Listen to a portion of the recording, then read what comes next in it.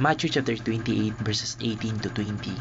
Then Jesus came to them and said, "All authority in heaven and on earth has been given to me. Therefore, go make and disciples of all nations, baptizing them in the name of the Father and of the Son and of the Holy Spirit, and teaching them to obey everything I have commanded you. And surely I am with you always to the very end of age." Napakaganda po ng ating verse of the day dahil ito po ay ang Great Commission o ang last na mission para sa ating mga mananampalataya na ating Panginoong Kristo bago siya bumalik doon sa langit. At magandang araw, tatalakayin po natin yung araw sa ating daily devotion ay ang Great Commission. At ang una pong katuruan na natutuhan ko ngayong araw kay Pastor Russell Ocampo ay the year 2033 marks the 2000th anniversary of the Great Commission. Yung year 2033 po ay sobrang mahalaga dahil ito po yung ika-2000 anniversary po ng ating Panginoong Kristo sa kanyang pagbibigay ng dakilang utos sa kanyang mga alagad, which is the Great Commission. Ilang sandali po bago po siya umakyat o bumalik doon sa langit. Ayon po sa kasaysayan ng simbahan, itinuturing po ng maraming scholar o seminarians na yung pagkabuhay po na muli ng ating Panginoong Kristo at saka yung pagbibigay niya ng Great Commission ay naganap sa paligid nung year 33 AD, or to be more specific, sabi po ni Pastor Russell Ocampo, May ito naganap. Kaya sa taong 2033 po, pinagdiriwang po natin yung ika-2,000 taon po ng misyong binigay o inaatas sa atin ng ating Panginoong Kristo, which is the Great Commission. Napakatagal na po na panahon na itong utos na ating Panginoong Kristo ay tinupad ng simbahan at mga mananampalataya. Kung makikita po naman natin, bilyon-bilyon na, half of the world na yung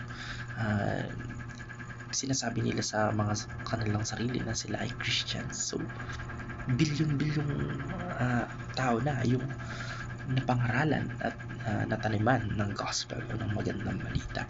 Hindi lang po bilyon-bilyon, no?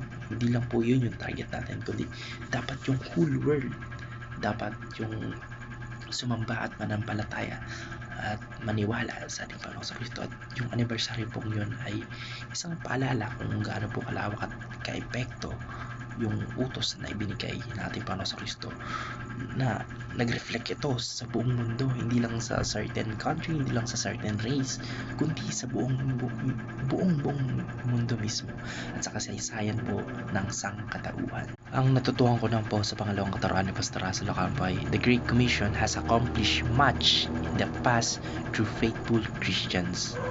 Sa loob po ng 2,000 years, napakarami ng naabot na bago po ng Great Commission. Sa pag-share po ng gospel, napakaraming buhay ang nabago, napakaraming spirito ang nasalba. Maraming pong Christians simula po nung unang panahon ng mga apostles hanggang sa mga misyonaryo na makabagong panahon o modern era, yung tumutugon po sa tawag ng ating Panginoong Kristo upang ipalaganap po yung gospel o yung mabuting balita. Sa pamamagitan po ng kanilang pagsunod, maraming simbahan po yung naitatag, maraming kultura at maraming race po yung naka-access sa Bible sa kanilang sariling wika. Napakarami pong buhay yung nabago dahil po sa pagkilala nila sa ating Panginoong Kristo. Isipin niyo po, no, every language in the world, Bisaya, English, Spanish, ano nga ba yun? Japanese, Chinese, etc., Tagalog,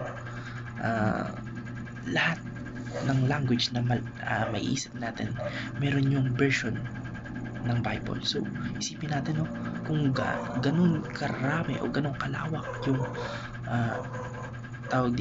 translation ng ating Bible, ibig sabihin sobrang dami na share o na nakabasa ng Biblia na binabasa natin, at marami na rin nakakilala sa ating Panginoong Kristo.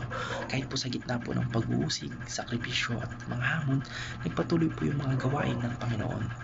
Patunay po ito na ang Great Commission ay hindi lamang isang utos, kundi ito pong kapangyarihang gumagalaw sa puso ng mga taong tapat sa pananampalataya. Ang natutuhan ko naman po sa pangatlong katuruan ni Pastor Russell Ocampo ay the Great Commission will continue to succeed through faithful Christians today. Hindi po tapos yung mission. Sa kabila po ng technology, yung development, pag-unlad at globalisasyon po, marami pa rin pong tao yung hindi nakakilala sa ating Panginoon Kristo. Yung pangako ng ating Panginoon Kristo po na ako'y laging kasama nyo hanggang sa katapusan ng panahon na nakalagay po sa Matthew chapter 28 verses 20 ay nagbibigay po ng lakas sa ating mga Kristiyano, sa ating mga mananampalataya ngayon na pinagpapatuloy po ang Great Commission. Hindi lang ito trabaho ng mga pastor o misyonaryo, ito po ay tawag sa bawat mananampalataya, sa bawat Kristiyano, sa pamagitan po ng simpleng pagbabahagi ng pananampalataya, pag-aalaga sa kapwa at pagiging ehemplo ng pag-ibig nating Panginoon Kristo. Maaari pong maipamalas ang Great Commission sa makabagong mundo o sa modern era. Ang tagumpay po ng misyong ito sa hinaharap o in the future ay nakadepende po sa katapatan nating mga mananampalataya ngayon, kaya po ng katapatan ng mga nauna sa atin. Yun lamang po, maraming salamat and God bless. Amen.